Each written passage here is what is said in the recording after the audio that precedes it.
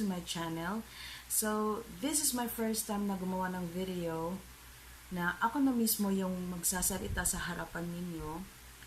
And I felt like it kinda awkward kasi hindi talaga ako sanay magsalita in front of camera. So, bear with me guys, ha? So, for today's video, naisipan kong gumawa ng makeup tutorial on how to cover your hyperpigmentation, dark spots, melasma, and so on and so forth using a drugstore makeups. Kasi, yun lang naman talaga ang meron ako sa ngayon. Alam ko, hindi ako nag-iisa sa problemang to, sa ganitong skin condition. And I know maraming gustong malaman paano ba talaga i-cover to through makeup. Sana may matutunan kayo dito sa makeup tutorial ko. So if you're interested, then please keep on watching.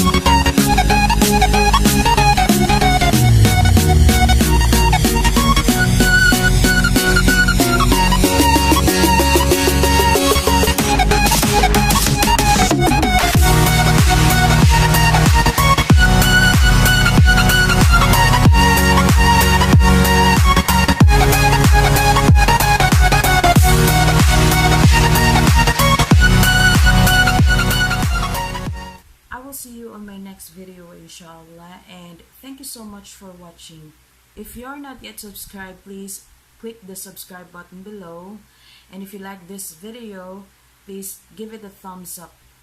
And kung may mga suggestions kayo, please comment down below. Bye!